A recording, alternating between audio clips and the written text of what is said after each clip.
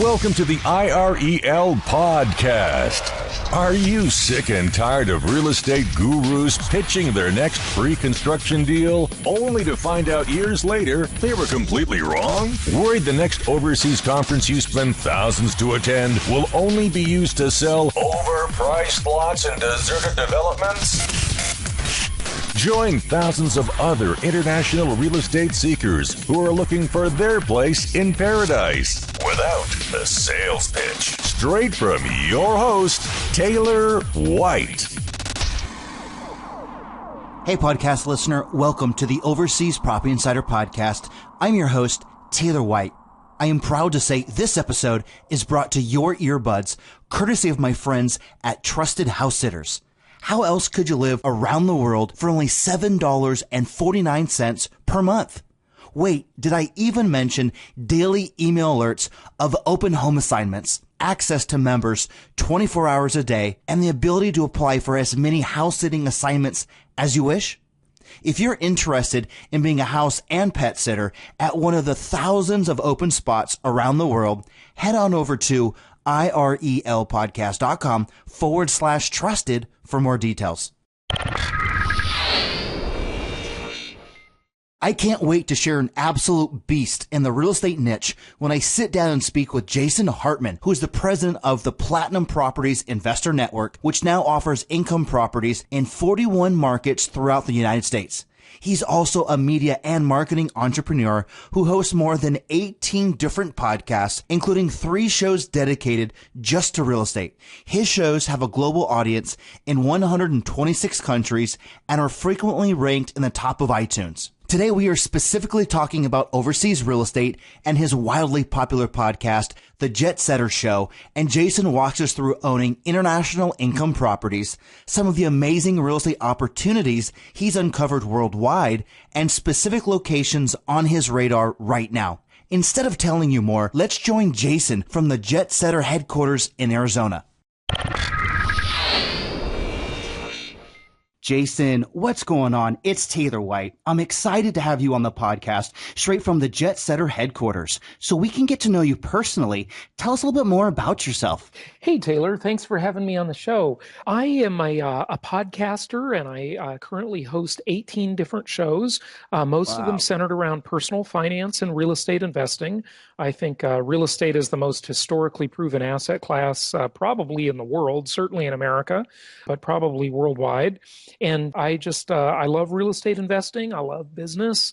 And, you know, it's kind of odd to say, Taylor, but business is sort of a hobby of mine. People think I'm crazy when I say that, but I really do enjoy it. So, Jason, out of all your amazing business and real estate endeavors, I would really love to focus on overseas real estate and your incredibly successful Jet Setter show that routinely ranks well in major podcast platforms like iTunes. Can you talk more about the Jet Setter show? Yeah, certainly. You know, I started podcasting back in 2006 or 7. The date's a little fuzzy because podcasting wasn't really exactly podcasting in the old days. Right. But, you know, streaming audio content over the internet, I guess, and on terrestrial. And I started with a show called The Creating Wealth Show, and that's still my biggest, most popular show. But when the economy really turned down in the U.S., but really worldwide during the financial crisis a few years ago, I got really interested in the 4-hour work week, Tim Ferriss's work, and this whole idea of internationalization, which Doug Casey talks a lot about. I've had him on my shows a few times. And, you know, just this concept of being a citizen of the world rather than being a citizen of any one country. And I don't mean that in a legal sense. I mean it in a philosophical sense. You know, really looking at the world as our oyster and knowing that with technology, we can live, we can do business, and we can operate from multiple locations. One of the things I like to say, Taylor, is that geography is less meaningful than it's ever been in human history. And I didn't say it's not meaningful. I just said it's less meaningful. And when we talk about real estate, the old saying in real estate is what? The three most important things are location, location, location. Right. And, that's still somewhat true, but it's less true than it's ever been in human history. And of course, the reason for that is the technology we have nowadays, Taylor. It allows us to do business and be connected from anywhere on the planet. Of course, I do sometimes have complaints about bad internet connections in certain places, but I felt that pain a lot. yeah, I'm sure you have. And so, I started this Jet Setter show to explore lifestyle-friendly destinations worldwide. And, it became a pretty successful show too. And that's what we do. We constantly talk to people like yourself and like a lot of the guests that you've had on your show who are experts in setting up asset protection structures and business planning structures in different parts of the world, looking at real estate opportunities and business opportunities in different parts of the world, looking at lifestyle opportunities in different parts of the world. And one of the great things we have access to nowadays is what some have called geo arbitrage. And this is where you can live in a very high lifestyle location for a low cost. And the old thing used to be, gosh, I gotta get to my first $1 million, I gotta get to my first 5 million, my first $10 million to be a success and have financial security. But nowadays, really, if you geo arbitrage properly, you don't need to stress out about having as much money anymore, because who needs to live in New York City? Is it really that important to pay, $2.5 million for a tiny, crappy little one-bedroom condo? I don't think so. Well, Jason, it's exactly what Tim Ferriss said in the 4-Hour Workweek. Since you cited that, it's not the money that you're after, it's the lifestyle that the money gets you. Right. Yeah, it really is. We've got to, Stephen Covey, another great author I'm sure you're probably a fan of. Of course. One of the things he said the important thing is to keep the main thing the main thing. And the main thing, I think we've been largely hypnotized to believe the main thing is money and net worth and high income. And of course, that's important, but it's not as if you need as much as you used to need. I mean, you do if you're convinced that you must live in one of these really expensive locations. And I'll just give you a geo arbitrage example from my own personal life. I lived in California since I was a little kid, about 5 years old, lived in Los Angeles, grew up there. And as an adult, I moved about 40 miles south to Orange County, the OC. They've made many TV shows about Orange County. And they're not that flattering, by the way. But, these are two very expensive places to live in Southern California. And what I did 3 years ago is I geo-arbitraged just within the United States. I moved to Arizona. And so living and enjoying the greater Scottsdale, Arizona area has been a phenomenal thing. Much lower cost of living. I've been able to accumulate wealth a lot faster. And I enjoy my life a lot more because I run my businesses remotely. Whereas in Orange County, I used to have big, expensive offices. I used to have 65 employees. I used to have a lot of management or babysitting responsibilities. I'll say it, even as much as I love some of my employees. But it still is, at the end of the day, a babysitting job in a way. And, it's just, you can geo-arbitrage within the United States as well. So there's a lot of options out there, and it's really an exciting time to be alive and an exciting time to know about these opportunities and to be thinking about a plan B.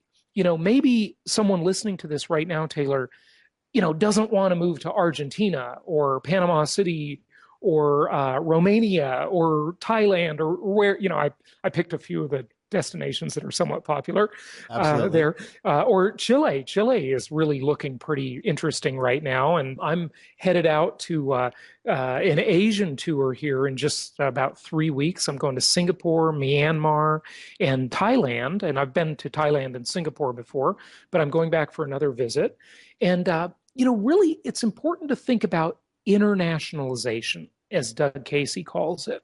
And that's where you can have options, a lot of options.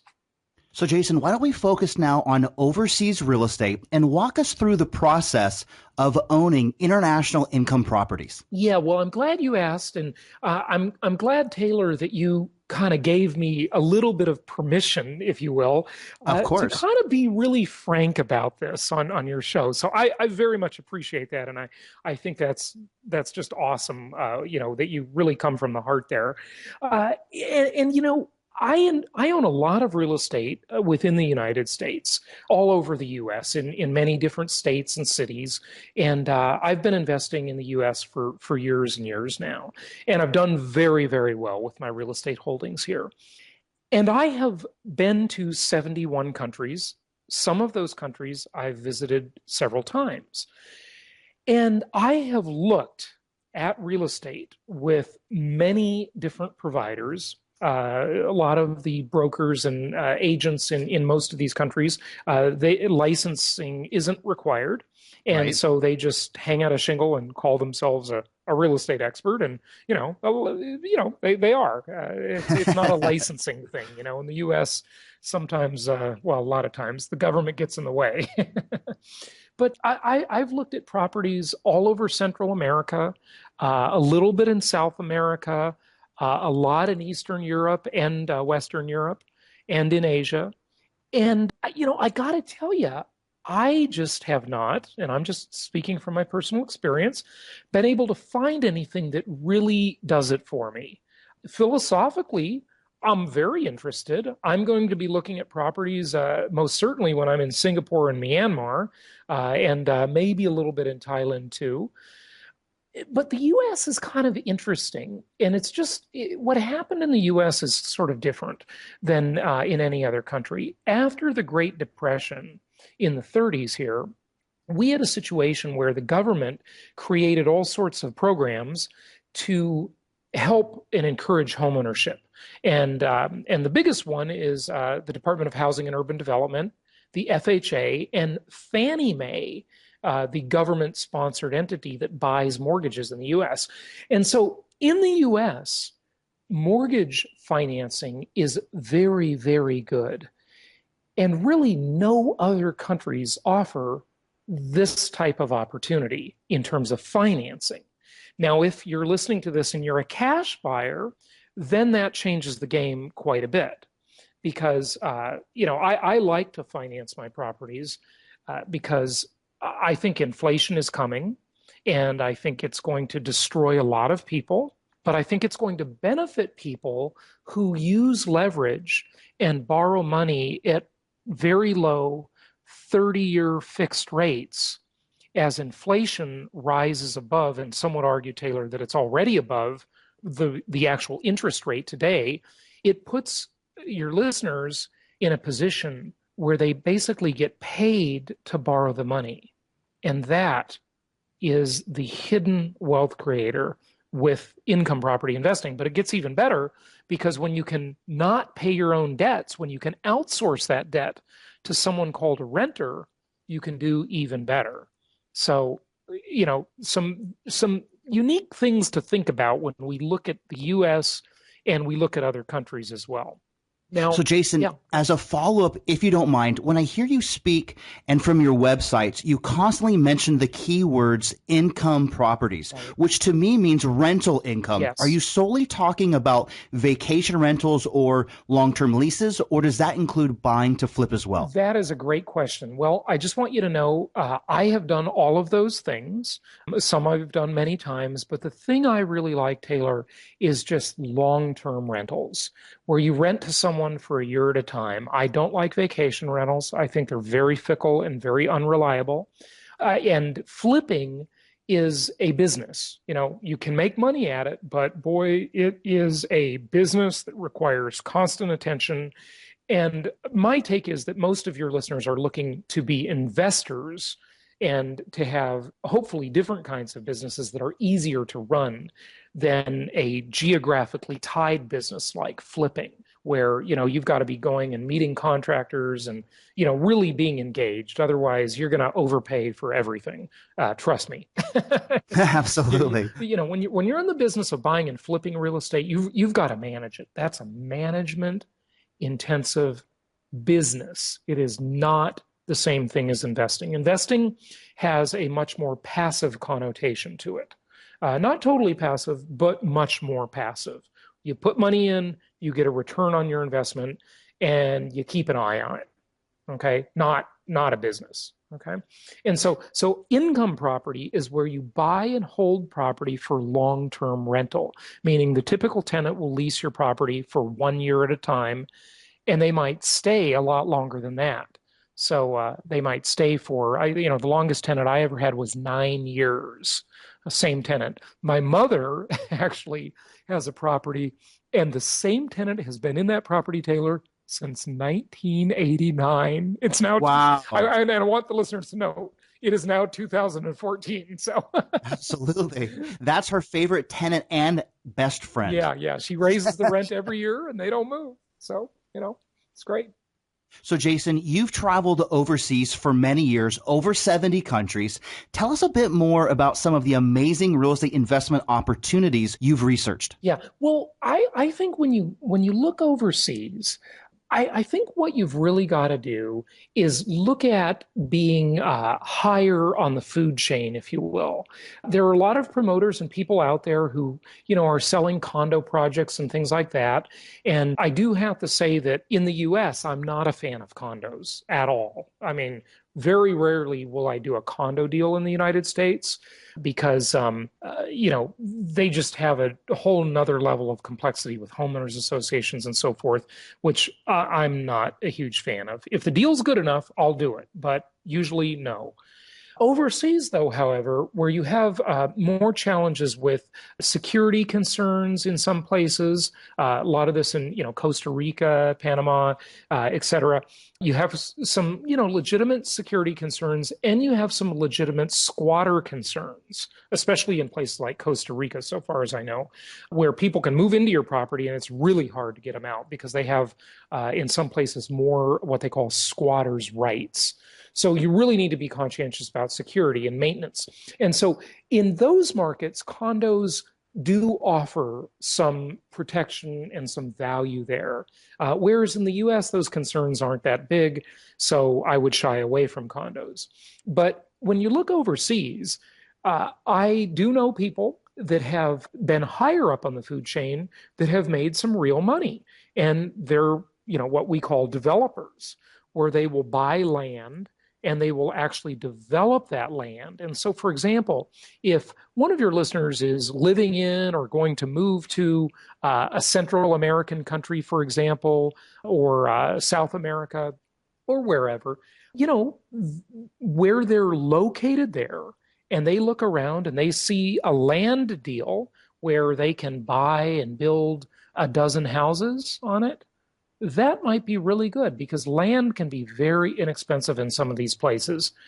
However, you've really got to be careful of the laws and customs, not just the laws, but the customs in a given country. And, many other countries outside of the U.S. Here in the U.S., we legalize our criminal behavior. Absolutely. And what I mean by that is that really big corporations and big business in the U.S. that is taking advantage of people left and right. We see these bankers and the criminals on Wall Street. They basically hire lobbyists to make their crimes legal. But in other countries, the crimes are more subtle, where you've got to pay people off and things like that. So, just be prepared for that as an investor, where you've, that's just part of the culture sometimes. And, I haven't done it there. I haven't been involved in it, but I know and have interviewed on my show many people who have, and they just say, you got to pay the inspector some extra money on the side So build that into your pro forma and your business plan. That's what I'd say. And that's just part of the game in a lot of places. So, Jason, the world is a big place, and we have listeners from over 64 countries currently listening to this episode. What are some of the newest real estate hotspots and overlooked gems that are on your radar right now? Well, I personally, Taylor, like modern countries. So, I know that Panama City, where you've lived and done some business, has done pretty well for a lot of people. And I've interviewed a lot of people that have done investing and so forth in Panama City. And so, there you have a more modern environment. I've been to Belize a couple of times, and I know a lot of Americans look at Belize. I have to say, I'm not a fan. I think it's just too darn primitive, and you can't make a good Skype call. I interviewed John McAfee, the software guru of course, on the Creating Wealth show, and he does not have good things to say about Belize. But my friend Mike Cobb, he's built some projects there, and he's done very well with them. So, again, a lot of this really comes down to personal taste. And some people prefer a more primitive, sort of laid back beach kind of environment. For me, I just kind of think mankind has been working toward technology and modernity for centuries and thousands of years, and I like it. So I like countries like that. I think that one place to really keep an eye on is Chile. Now, they're only maybe 10 years out of a revolution and a dictatorship, and it's looking pretty good right now. But again, 10 years from now or 5 years from now, it could be a different story. But I like the direction I see Chile going in now. I'm reading a lot about it and plan to get down there and look again real soon. And there's some beautiful coastline in Chile. When you look at Argentina, Kathleen Petticord said it well. She said, Argentina has some opportunities. However, it's so corrupt that you have to consider corruption just part of the charm. And I thought that was pretty funny how she said that. And so, Buenos Aires, of course, is a beautiful city. They call it the Paris of South America. And I've been there and I've looked at properties there. And, there are some interesting opportunities. A lot of people like Thailand because of the very, very low cost of living. I'm quite intrigued by Eastern Europe. And the best I found on my last tour there, when I toured 5 countries, I looked at Latvia, I looked at Estonia, Romania, Bulgaria. It was a few years ago. And when I did that, I found Romania to be my favorite. It's had quite a crash, and I think there are some sort of interesting opportunities there. So that's what I'd say. In Transylvania, Dracula's old castle is for sale. That sounds right up your alley, Jason. Yeah, exactly. They're hoping to get $135 million for it, but $135 million. There's an opportunity. And I'll tell you something else, Taylor. Here's an interesting opportunity. Myself and a group of friends are actually looking at islands around the world now, where we can buy an island and make it sort of an entrepreneurial haven. Kind of what Richard Branson has done with Necker Island, which is interesting. And so that's kind of interesting. Oh, you know what? That reminded me. I should mention something else. Your listeners may already know about this. You probably do, but there are some very interesting opportunities to escape the heavy tax burden of the U.S. federal government by staying in the U.S. and literally just moving to Puerto Rico, where your total tax rate, can be around 6.75%. So, wow. I mean, phenomenal opportunities. And I just did a show on that where we really explored the Puerto Rico option. I don't think that one's posted on the Jet Setter show yet, but it will be up soon. And it was with the guy for Casey Research that did a very comprehensive report on Puerto Rico. So that's interesting. The other interesting one, and I'm talking sort of in the U.S. because these aren't really states, they're just territories, but that's the U.S. Virgin Islands, which also offers some very interesting tax shelter opportunities where, no need to renounce U.S. citizenship. Keep your citizenship, keep your U.S. passport if you're a U.S. citizen already, and just really, really reduce your tax rate massively. But I have another friend, Bobby Casey, who lives in Riga, which is in Latvia in Eastern Europe, and he likes it quite well. He moved from North Carolina several years ago and has been there ever since, and is a big fan, says good things. So it's a big world. There's a lot of options, and that's why you will have a lot of shows to do to cover all of this. So, Jason, as a follow-up, when I hear you talk about Chile, the first name that comes to mind to me is Simon Black at Sovereign Man, right, who really recently put it on the map again. When you talk about Doug Casey in Argentina, what comes to mind is his development, La Estancia de Cafayete, I believe is the correct pronunciation. Right. In Nicaragua, you were speaking about Mike Cobb, who was Grand Pacifica. There's also Rancho Santana, who, for lack of better words, is kind of owned by Agora Inc. Mm-hmm. And in Panama, you have Los Islotes out in the Azora Peninsula that's owned by Kathy Petticord and Leif Simon. Right. How much for you would you put into looking at a place where no one has yet been, and how much would you put into someone already there kind of trendsetting or trailblazing and you kind of following suit? Well, I think, like I said, when you look at this, you have to look at the food chain. And, do you want to be high up on the food chain, or do you want to be low on the food chain? And, in this way, I'm saying that high up on the food chain is the developer. Okay. Right. That's where most of the opportunity is, because when Americans come to these places, everything looks like it's free. And right. and one of the things that I really appreciated about Mike Cobb when I hung out with him in Belize is he talked about some of the construction of some of these buildings where literally the ground is just settling. They've filled the land. They built on top of landfills or mini landfills, and it's just, I mean, wow. You've got to use caution, but being the retail buyer that's buying a condo in one of these developments, it's going to be pretty rare that you're getting any kind of a deal there. Being the developer or someone who's raising money for the development or who's higher on the food chain, that's really where the opportunity is. And I would definitely recommend that anybody that is thinking of buying in one of these places, go there and stay there for a while first. Do not be the fool who goes there for a 3-day vacation or sight unseen. I mean, you can do that in the U.S. because, you know to some extent what you're getting.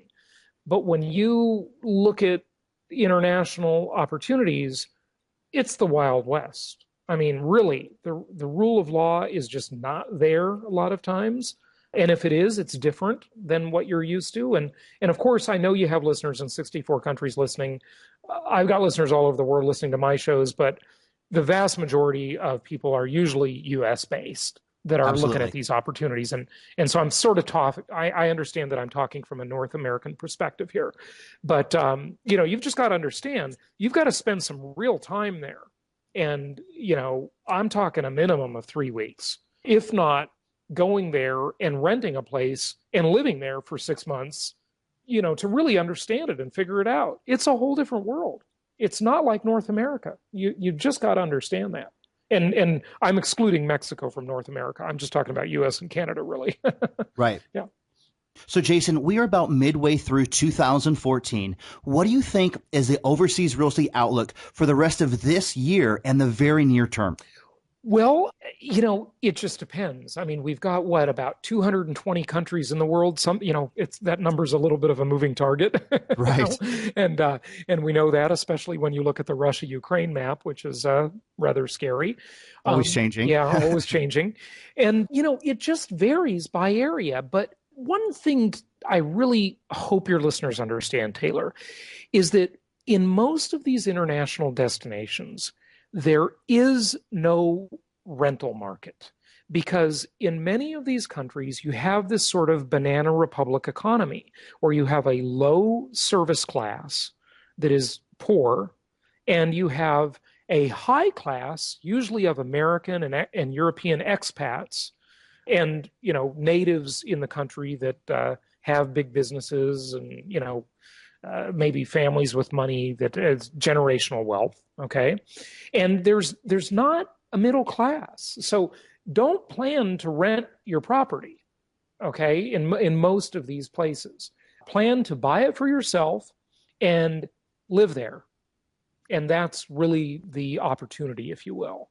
And you may make some capital appreciation because other American and European expats will come into a development after you and buy property there. But just remember, when you're doing that, you are speculating, you are gambling, and you should be careful. And you should understand that that is risk capital that you're using.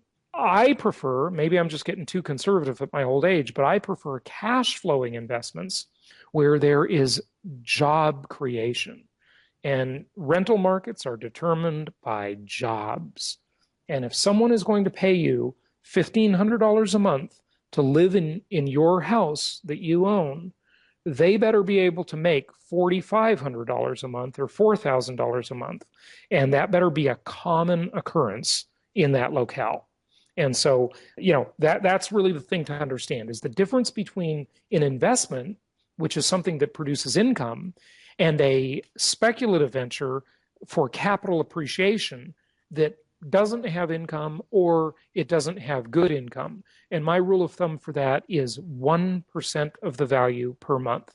So that $100,000 property, Taylor, I want that to rent consistently 11 months of the year, assuming I'll have 1 month vacancy between tenants, for $1,000 per month, 1% of the value per month. And that's the important thing to understand.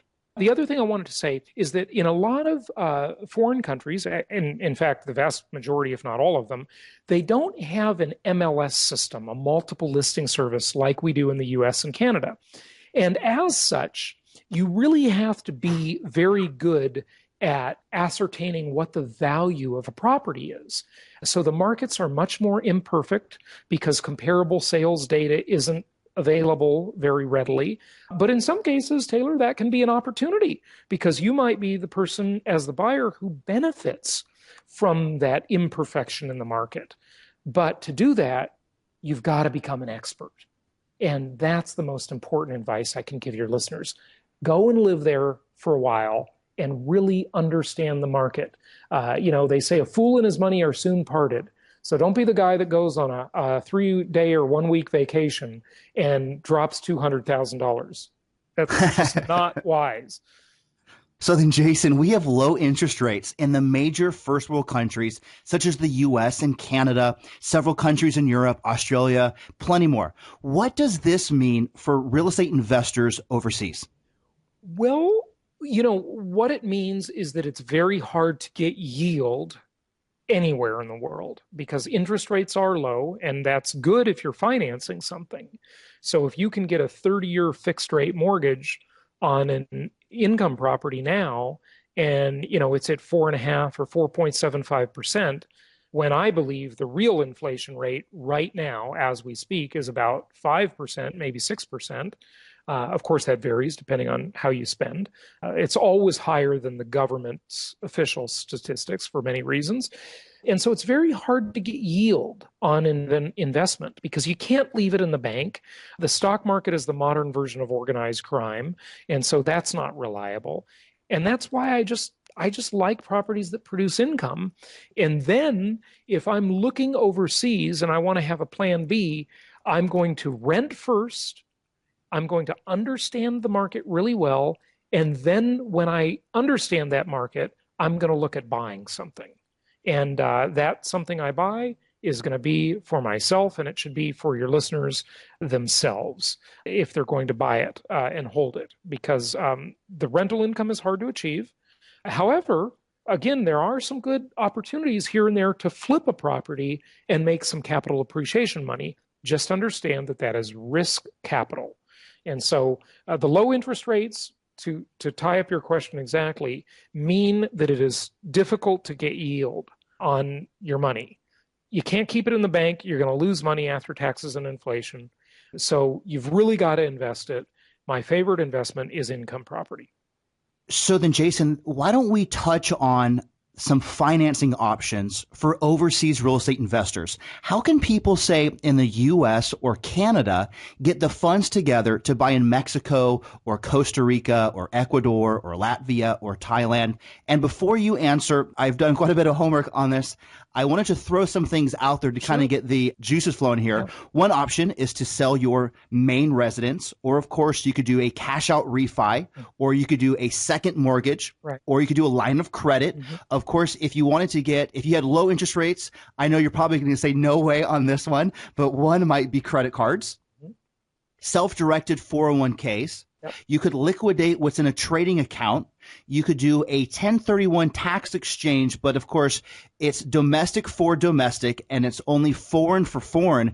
And Jason, if you can point me in the right direction, I'm still trying to find anybody that can do a 1031 tax exchange for a foreign property, let's say in Panama, for a foreign property in Costa Rica. And then, of course, just a couple more: an angel investor, a partner, and a little bit newer onto the scene would be crowdfunding. And these would be local financing options, because foreign financing options, as you have talked about extensively so far, Jason, it's not really there. Once upon a time, you could get loans in Mexico, say through GE Capital, in Central America through a bank like Key Bank.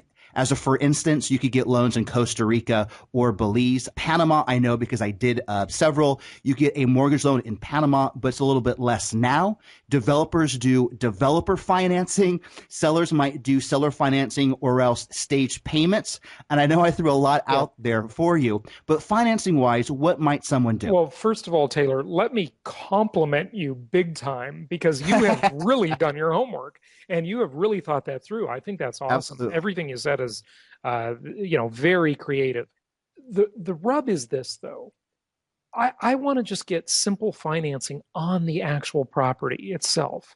I think pretty much as a foreign, as an overseas buyer, when you're buying overseas real estate, if you can't get the financing from a local bank in that country, in that jurisdiction, then you're going to have to pay cash most of the time.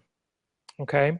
So, if you're retiring and want to move to one of these places, maybe you just sell your house in the US. I mean, look, I'll tell you something. For US real estate holders, if you own a fairly high-end property, and of course, high-end varies by market, but if you own any property that doesn't rent for it, really at least 0.7% of the current market value of the property, you should probably sell it anyway, because it's just not a good investment. It's a cost. And people are hypnotized into thinking that property is a good deal because it went up in value, but that's not an investment. That's gambling. It's luck. It's speculative. And I'd say all day, Taylor, I'd rather be lucky than good.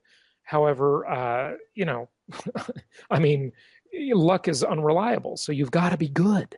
And the thing I would say is if you've got a $1 million property in the U.S., and I'm sure there are many of your listeners that have that, okay, or even more. If you have $1 million property in the U.S. and it wouldn't generate, if you put it on the rental market, at least $7,000 a month, which I know it won't, okay, because none of them do. They'll usually generate about $4,000 a month, 0.4%. Then it's really something you should consider selling, because you can turn around and move down the street and rent another $1 million property for $4,000 a month. And the place in which you live is simply, you are paying for the ability to live there and use the property. So any high-end properties, they just never work as an investment. They just never work. The rent to value ratios do not work. So my recommendation would be sell that property. And, if you found a good deal that you like after you've researched it, after you've lived in the location for at least 3 weeks and really understood it, okay, and you want to spend $100,000 or $200,000 on a property there, just pay cash for it. That's what I would do. But I'd really try to get financing from a local bank first, because remember, when you put your own cash into something, your own cash is 100% at risk. And that things can go sideways. So, Jason, I know that we're getting tight on time, but I'd love to ask you one more question, sure. and then we're going to wrap things up, and then the best ways to follow and connect with you. But what are the best overseas markets that you think offer the highest quality lifestyles at the lowest cost right now? Well, I mean, I think we've kind of touched on them. I think Chile looks very interesting. I really want to say Chile looks quite interesting along the coastline, and I would be wary of properties that are heavily promoted to Americans because that's likely to drive up the price. Okay. That's easy. It's easy to find those properties. It's easy to find those promoters because they're great marketers. But usually those types of developments, they're going to be, the prices are going to be driven up by American buyers, okay, and Canadian buyers. And so I think Chile looks really good. I think Panama still has some nice opportunities, and it's modern, which I like. It's not as modern as many U.S. jurisdictions, but it is pretty modern for Central America for sure. And of course, it's got that canal that'll always keep it on the map and make it an important place. And Eastern Europe, I think, is a little bit interesting too. If you like the more cultural side of things and the ability to take really quick 2-day trips to a neighboring country, Europe is super cool in that way because there's just an endless amount of stimulation and cultural opportunities in Europe. So then, Jason, what are some final tips or strategies that you might want to recommend for people interested in overseas real estate? My first tip is do your homework, do your due diligence, and go outside of the developers who are promoting to Americans in a big way. And really look at local properties and talk to local brokers and talk to local property managers and visit these markets. Because again, it is very different. And just look for places that offer good rule of law, stability, good lifestyle, and if you're going to be in business, good internet connections, because that is going to be critical. That's something that, if you think you're going to go and run your internet business and you're going to be in Belize, you better go try the connection, okay? Because internet connections in a lot of these places are not that good. So you really need to look at that. And then the other thing I'd say, and what kind of turns me off about Mexico, for example, is be in a place where you have some amount of human rights. God forbid you should ever be accused of anything or, accidentally, I know nobody would do it on purpose, run afoul of the law. You got to be in a place where you have some rights and your life and your freedom and your liberty is important to that government. Okay, so I know some of my tips may be somewhat unorthodox, but here they are, Taylor. Jason, incredible call. What are some of the best ways to follow or connect with you? Well, my most popular website is jasonhartman.com. And the website for the Jet Setter Show, which is the one that you called me about, is jetsettershow.com. And of course, that show's on iTunes. And Taylor, I'd love to have you on the show too, because you have a lot of information after talking to all of these guests. And then you can catch me on Twitter at Jason Hartman ROI. And so that's Twitter, Jason Hartman ROI, and of course on Facebook and so forth. But jasonhartman.com or jetsettershow.com are great. Thanks again, Jason, for coming on the show, and I hope we can do it again soon, and I'm going to hold you to me coming on your show. Okay. Hey, you got it, Taylor. You're a great host, and you've got a great show, so I'd love to have you.